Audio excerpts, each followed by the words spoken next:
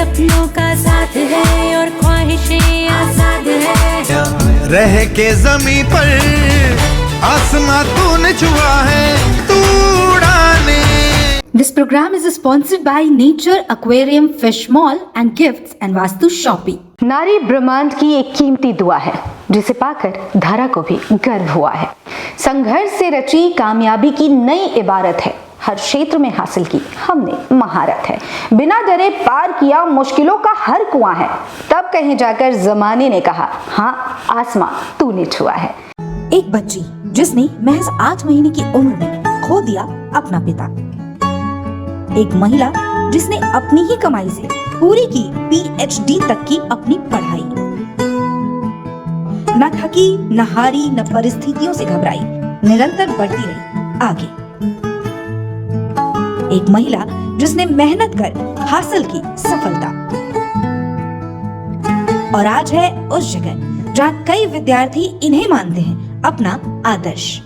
नमस्कार, मैं हूं शिल्पा सिंह और आज आसमां तूने छुआ में मुलाकात एक ऐसी शख्सियत से जिसने संघर्ष से न सिर्फ सफलता हासिल की बल्कि उस सफलता पर आज तक टिकी हुई हैं। जी हाँ, हम बात कर रहे हैं डॉक्टर अरविंदर कौर की, जो कई महिला संगठनों से जुड़ी हुई हैं, एसोसिएटेड प्रोफेसर हैं, साथ ही साथ वो खुद का अपना एक स्कूल भी चलाती हैं और वहाँ प्रिंसिपल है। तो आइए देर न करते हुए सीधे आमंत्रित करते हैं डॉक्टर अरविंदर कौर को। बेहद ही आकर्षक छवि की मालकिन अरविंदर कौर की संघर्ष की कहानी यूं तो बड़ी लंबी है, पर संघर्ष को सफलता में कैसे तब्दील करना है ये अरविंदर बखूबी जानती हैं। महज 8 महीने की थी जब इनके सिर से पिता का साया दूर हो गया और इनकी माँ के हाथों में रह गई ये नाजुक सी कली।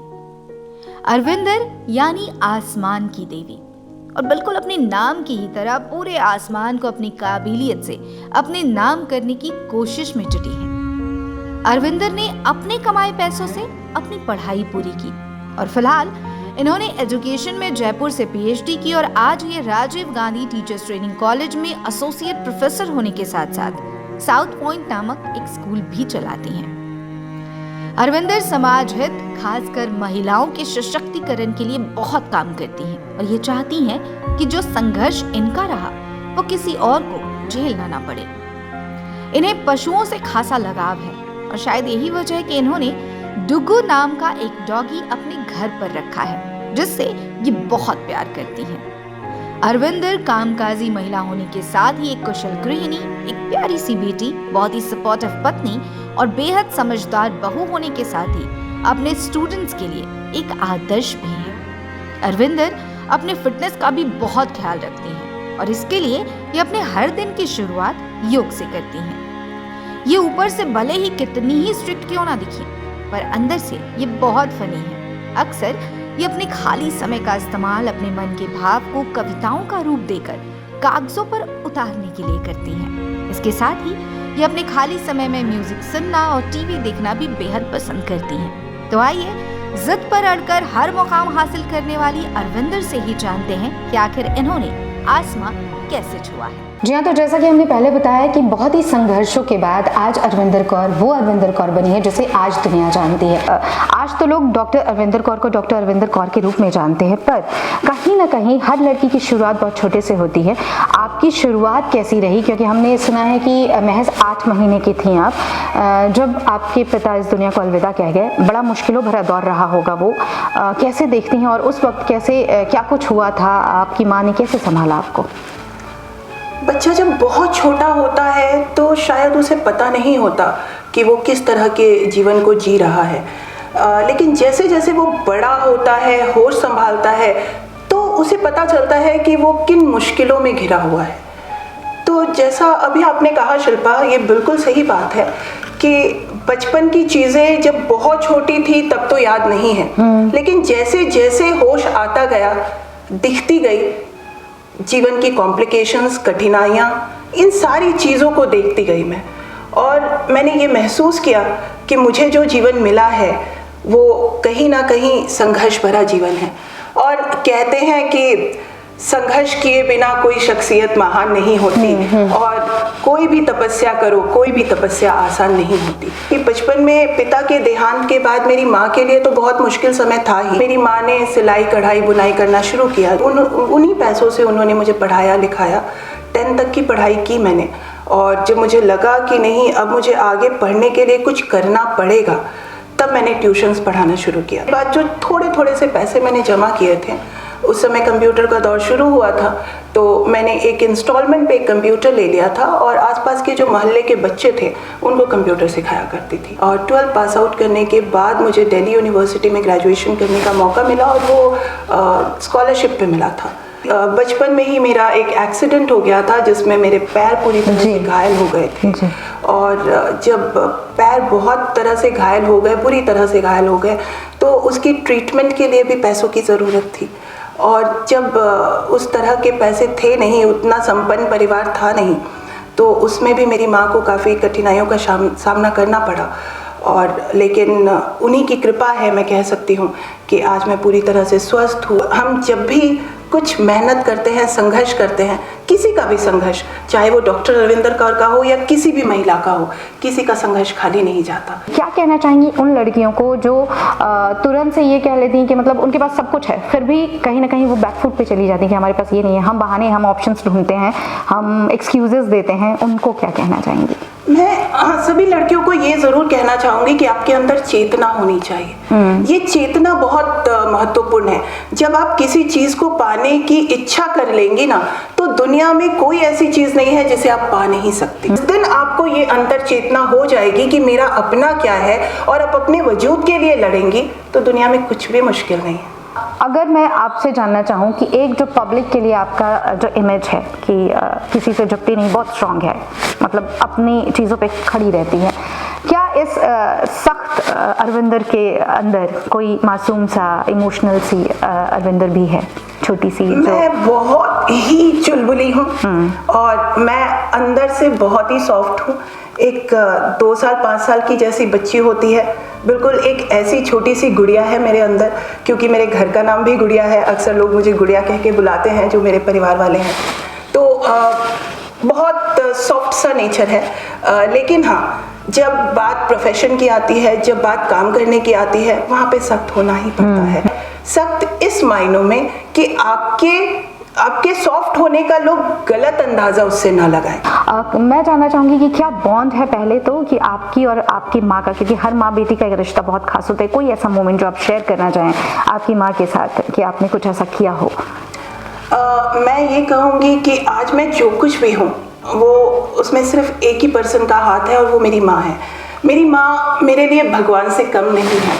अगर दुनिया में भगवान होते हैं तो मैं ये कहूँगी कि मैंने जीते जागते, चलते फिरते, हंसते गाते, खाना बनाते हुए भगवान को देखा है, और वो मेरे भगवान मेरे लिए मेरी माँ है। और इसका सबसे बड़ा कारण ये है कि मेरी अपब्रिंगिंग में जितना कंट्रीब्यूशन उनका रहा है, मैंने जीवन में उनके अलावा किसी और को देखा ही नहीं। जो आपके हस्बैंड हैं, हमें पता है कि वो काफ़ी कोऑपरेटिव है, बहुत आपको सपोर्ट करते हैं, और यही वजह है कि आप अभी भी अपनी माँ के साथ रह रही हैं। कितना मुश्किल रहा, सबसे पहले तो ये जानना चाहूँगी, कितना मुश्किल रहा आपके लिए बैलेंस करना आपके इन लॉज को और यहाँ के, और साथ में हस्बैंड का कितना सपोर्ट मिला? मुश्किलें तब होती हैं जब परिवार वाले साथ नहीं देते। Exactly. लेकिन मुश्किलें तब कम हो जाती हैं जब परिवार वाले साथ देते हैं। और मुझे ये कहने में बिल्कुल भी संकोच नहीं है कि मुझे मेरे पति से बहुत साथ मिला, बहुत सपोर्ट मिला उनका। आज अगर मैं यहाँ हूँ तो कहीं ना कहीं उनके सपोर्ट की वजह से ही हूँ। मेरे पति का सपोर्ट हमेशा रहा और इसके लिए मैं उन पे प्राउड भी करती हूँ। जब मैं पहली बार रविंदर कौर को मिला तो मुझे एक खूबसूरत लड़की दिखी।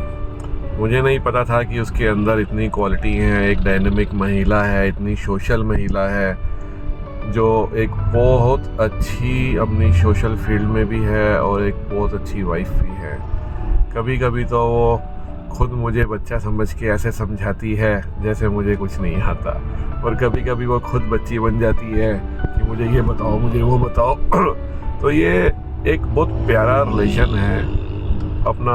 ये बहुत छोटी थी जब इसके फादर एक्सपायर हो गए थे, उसके बाद भी इसने इतनी मेहनत करी, खुद सेल्फ मेड है, खुद अपना धनबाद में एक नाम कमाना, एक स्कूल बनाना, अपना घर बनाना, एक अपनी पहचान बनाना, ऐसी वाइफ पाकर मैं बड़ा अपने आप को गौरवान्वित फील करता हूँ, बहुत प्राउड फील करता हूँ, जो कि मेरे लिए बहुत अच्छा है। Thank you very much.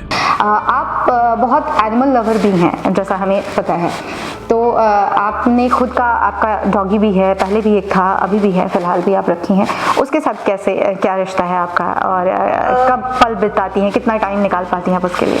मैं बहुत सेंसिटिव हूँ एक्चुअली। कई बार ऐसा होता है कि जब लाइफ में, जीवन में आपने कुछ कड़वे अनुभव किए होते हैं जीवन को लेकर के, तो कहीं ना कहीं आप अंदर से बहुत सेंसिटिव हो जाते हैं। और ये जो सेंसिटिविटी है, क्योंकि जब आप दोहरी जिंदगी जीते हैं, समाज में जब आपको दिखाना पड़ता है, एक संघर्ष दिखाना पड़ता है, एक स्ट्रॉन्ग वुमेन की भूमिका अदा करनी पड़ती है, तो कहीं ना कहीं आप अंदर से बहुत कोमल होते हैं। तो ये जो अंदर की सॉफ्टनेस है, वो कहीं ना कहीं एनिमल्स के साथ वक्त बिताना, उनसे प्यार करना, उनके साथ एक अच्छा रिश्ता कायम करना, ये बहुत मायने रखता है। अगर आप एनिमल लवर हैं तो आप कोशिश ये करेंगे कि आप नॉन वेजिटेरियन ना हो। आप बाहर में किसी भी एनिमल्स को देखेंगे प्रताड़ित होते हुए, तो आपके अंदर एक भावना आएगी कि उसके लिए आप स्टैंड करें और उनको प्रताड़ित होने से रोकें। तो ये जो सॉफ्टनेस है, जो इंसानियत है, मैं कह सकती हूँ, ये हर इंसान के अंदर होनी चाहिए। अगर दोस्तों की बात करें तो डॉक्टर अरविंदर कौर के कितने दोस्त हैं और कॉलेज का लाइफ जो है वो कैसा रहा आपका?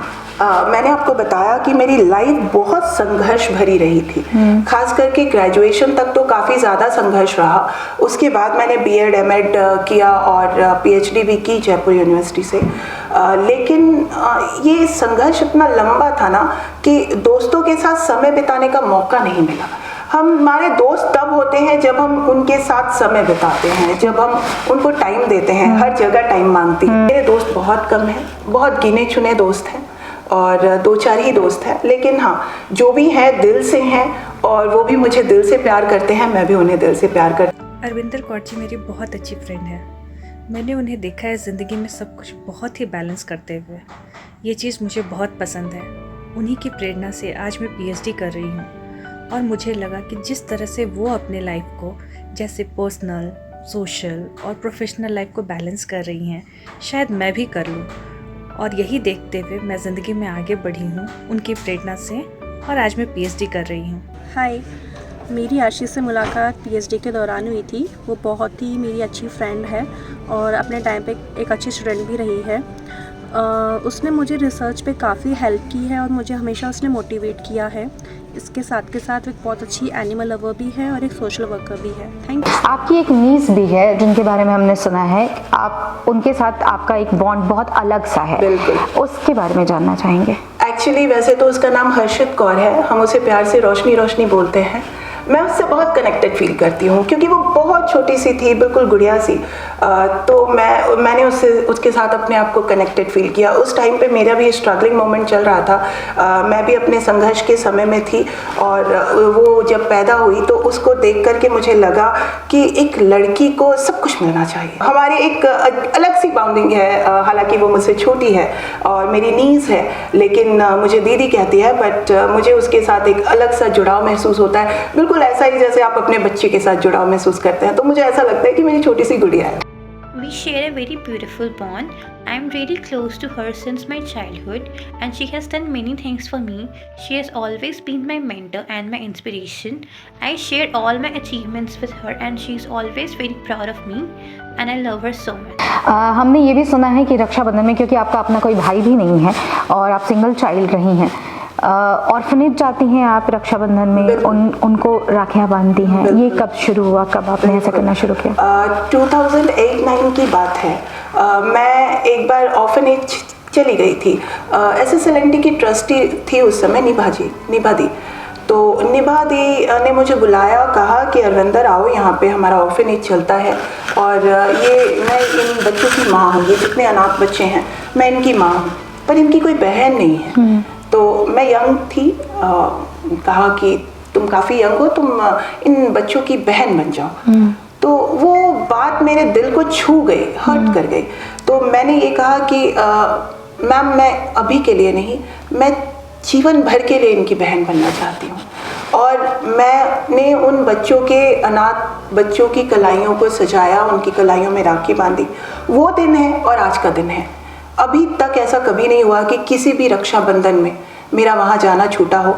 आप बहुत सारी महिला संगठनों से भी जुड़ी हुई हैं, क्या कुछ काम करती हैं आप उनके साथ जुड़ के, किस तरीके का कार्य करते हैं? मेरा जो काम होता है वो महिला सशक्तिकरण पे ज़्यादा होता है। और महिला सशक्तिकरण पे मैं सिर्फ इतना ही कहूँगी कि जो भी महिलाएं नीडी होती हैं, ज़रूरतमंद होती हैं, जिनको आगे बढ़ने के लिए मोटिवेशन की ज़रूरत है या और किसी तरह से किसी हेल्प की ज़रूरत है, तो वो सपोर्ट हमारी तरफ से हमेशा रहता है। क्योंकि हमारे पास समय की अवधि थोड़ी सी कम है, हम आपसे अंत में बस यही जानना चाहेंगे, क्योंकि हमारा कार्यक्रम है आसमां तूने छुआ है, आप क्या संदेश देना चाहेंगे अपने माध्यम से उन महिलाओं को जो इस वक्त देख रही हैं, या फिर पुरुषों को भी जिन्होंने सक्सेस हासिल किया है, या उन्हें सक्सेस हासिल करने के लिए क्या कुछ टिप्स देना चाहेंगे, कैसे काम किया जाए ताकि जिस तरह आपने एक सक्सेस, अपनी जो चीज़ें आप अचीव करना चाहती थी आपने वो अचीव की, बाकी लोग जो इस वक्त आपको सुन रहे हैं क्या करना चाहिए, कैसे आगे बढ़ना चाहिए कि हम भी या बाकी जो भी लोग हैं वो उस मुकाम तक पहुँच सके, उस लक्ष्य को हासिल कर सके जो उन्हें चाहिए? मुझे ऐसा लगता है कि अगर मैं महिलाओं की बात करूं तो हर एक महिला को आर्थिक रूप से संपन्न होना चाहिए। ये एक सबसे बड़ी शक्ति है जो महिला सशक्तिकरण का हम कह सकते हैं कि सबसे बड़ा हिस्सा है, क्योंकि जब ये चीज़ें आपके पास हो जाएंगी बाकी सारी चीज़ें अपने आप होती चली जाएंगी, बाकी आपको कुछ ठीक करने की ज़रूरत नहीं पड़ेगी। मैं पुरुषों से सिर्फ इतना कहना चाहूँगी कि पुरुष भी अपने आप को इंडिपेंडेंट बनाए, ये बहुत ज़रूरी है। चाहे वो घर का काम हो चाहे वो बाहर का काम हो, आप कभी भी ये ना समझें कि ये महिलाओं का काम है, ये महिलाएं ही करेंगी।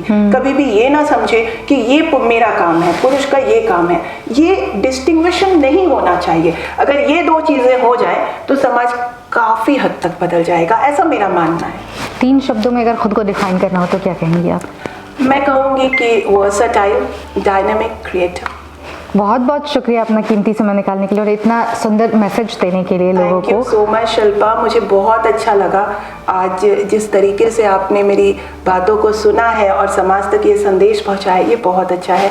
आप बहुत ही अच्छा काम कर रहे हैं। चलिए बहुत बहुत हम चाहेंगे कि अभी तो आपने आसमां छुआ ही है, पर इस आसमां का जो उड़ान है वो बहुत बहुत लंबा हो और बहुत लंबी आप सक्सेस हासिल करें, बस इन्हीं दुआओं के साथ। बहुत बहुत शुक्रिया आने के लिए। Thank you. जी हाँ, तो हम अरविंदर कौर को सुन रहे थे, आपने सुना उनके संघर्ष की कहानी, उन्होंने अपनी जुबानी आप तक रखी कि कैसे उन्होंने संघर्ष किया और एक महज 8 महीने की बच्ची जिसने अपने पिता को खो दिया बावजूद उसने हार नहीं मानी, अपनी लड़ाई खुद लड़ी, खुद कमाया पैसे, खुद पढ़ाई पढ़ी और आज वो न जाने कितने बच्चों को न सिर्फ पढ़ा रही हैं बल्कि उनको इंस्पायर भी कर रही हैं, बहुत सारी महिलाओं के साथ जुड़ी हुई हैं, उनके लिए काम कर रही हैं। तो अगर ये कर सकती हैं तो आप भी कर सकती हैं, बस ज़रूरत है तो शुरुआत करने की। आसमां कोई भी छू सकता है, आसमां छूने के लिए आसमां तक पहुंचने की जो सीढ़ी है वो आपको खुद तैयार करनी होगी, उसके लिए स्टेप बाय स्टेप बढ़ना होगा। हर रोज़ अपने लिए लक्ष्य निर्धारित जो आप करते हैं उसके लिए हर रोज़ एक कदम बढ़ाएं। तो आसमां तूने छुआ में आज के लिए बस इतना है, फिर मुलाकात होगी आपसे आसमां तूने छुआ है कि अगली कड़ी में किसी और शख्सियत के साथ। फिलहाल मुझे दे आ गया, नमस्कार।